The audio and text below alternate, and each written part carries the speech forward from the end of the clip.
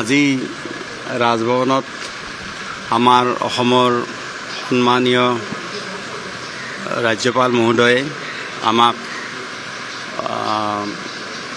অহা 21 তাৰিখৰ পৰা হ'বলগীয়া বিধানসভাত আমাক প্ৰটেম স্পীকাৰ হিচাপে আমাৰ মাননীয় সদস্যসকলক নৱনিৰ্বাচিত সদস্যসকলক শপত বাক্য পাঠ কৰাৰ বাবে অধ্যক্ষ মহোদয়ে আমাক ইয়াতে আজি আমাৰ সদস্য সপ্তমবাৰৰ বাবে আমি নিৰ্বাচিত হৈছোঁ অসম বিধানলৈকে সভালৈকে। গতিকে আমাক সদস্য পদৰ শপত বাক্য আজি মাননীয় ৰাজ্যপাল ডাঙৰীয়াই পাঠ কৰায় আৰু এই শপত গ্ৰহণ কৰাৰ পিছতে আমি ৰাজ্যপালৰ আদেশ মৰ্মে অহা 21 তাৰিখে হ'বলগীয়া বিধানসভাত আমাৰ নতুন নৱনিৰ্বাচিত সদস্যসকলক অসম বিধানৰ সদস্যসকলক আমি সদস্য পদৰ শপত বাক্য পাঠ কৰাম মাননীয় ৰাজ্যপালৰ আদেশ মৰ্মে।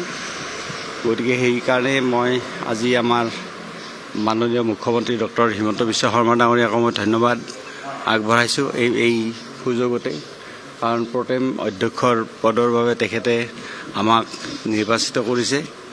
গতিকে মুখ্যমন্ত্ৰী ডাঙৰীয়াক মই বহুত ধন্যবাদ জনাইছোঁ আপোনালোকৰ জৰিয়তে দি। আৰু আমাৰ মাননীয় ৰাজ্যপাল ডাঙৰীয়াও এটা গাম্ভীৰ্যপূৰ্ণ অনুষ্ঠানৰ মাধ্যমেৰে এই যে শপত গ্ৰহণ অনুষ্ঠানটো কৰিলে, আগতে কাহানিও ইমান ধুনীয়াকৈ গাম্ভীৰ্যপূৰ্ণভাৱে এই অনুষ্ঠান কেতিয়াও কৰা নাই, আপোনালোকৰ প্ৰত্যক্ষ কৰা নাই, আমিও প্ৰত্যক্ষ কৰা নাই। এইটো প্ৰথমবাৰৰ বাবে আমাৰ সকলোৰে প্ৰেছ হওক আমাৰ হওক এইটো প্ৰথমবাৰৰ বাবে এটা ডাঙৰ অভিজ্ঞতা আমাৰ হ'ল। গতিকে মাননীয় ৰাজ্যপাল মহোদয়কো আমি ধন্যবাদ আগবঢ়াইছোঁ।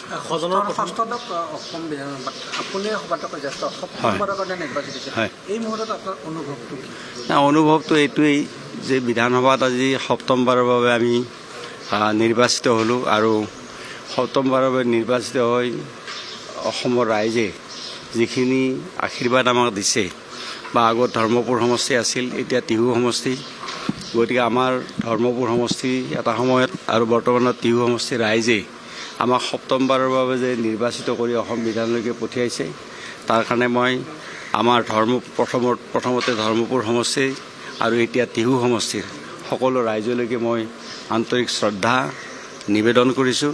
আৰু তেখেতসকলৰ যি সহযোগ শ্ৰদ্ধা আৰু মৰম, সেই মৰমে আজি আমাক এই পৰ্যায়লৈকে আনিছে।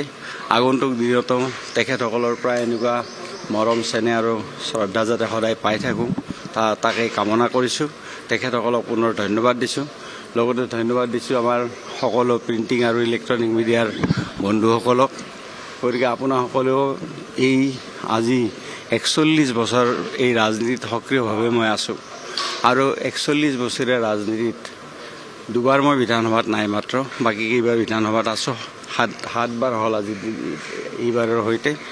গতিকে আপোনালোকে বিধানসভাৰ ভিতৰত বা বিধানসভাৰ বাহিৰত যিখিনি আপোনালোকে আমাক সহায় সহযোগ কৰিছে, দিহা পৰামৰ্শ দিছে, গতিকে সকলো প্ৰেছলৈকে মই আপোনালোককো মই ধন্যবাদ আগবঢ়াইছোঁ। শুনক, এইটো মই নকওঁ, এইটো মুখ্যমন্ত্ৰীৰ নিজৰ কথা, তেখেতৰ প্ৰিৰগেটিভ। যিটো মুখ্যমন্ত্ৰীৰ প্ৰিৰগেটিভ সেইটোত মই মাত মতাটো উচিত নহয়। সদনত যিহেতু এবাৰ ECC অনা হ'ব, গতিকে আপোনাৰ অধ্যক্ষ হিচাপে কি ৰোল থাকিব? নাই, তাতে অধ্যক্ষটো এইটোতো মোৰ ৰোল নাথাকিব, সেইটোত আমাৰ এজন সদস্য হিচাপে মোৰ ৰোল থাকিব। আৰু তাৰ উপৰিও কথাটো হ'ল কি যে অধ্যক্ষটো এইবাৰ আমাৰ যেতিয়া সদস্যসকলক আমি শপত বাক্য পাঠ কৰাম, শপত বাক্য পাঠ কৰাৰ পিছত আমাৰ অধ্যক্ষ নিৰ্বাচিত হ'ব। গতিকে অধ্যক্ষ নিৰ্বাচিত হোৱাৰ পিছত অধ্যক্ষই সদন পৰিচালনা কৰিব। তাৰপিছত গতিকে UCC যিটো আজি অনাৰ সিদ্ধান্ত মুখ্যমন্ত্ৰী ডাঙৰীয়াই লৈছে কেবিনেটত, সেইটোক আমি সকলোৱে আদৰি জনাইছোঁ আৰু সকলোৱে এইটো সমৰ্থন জনোৱা উচিত বুলি আমি সকলোকে আহ্বান জনাইছোঁ।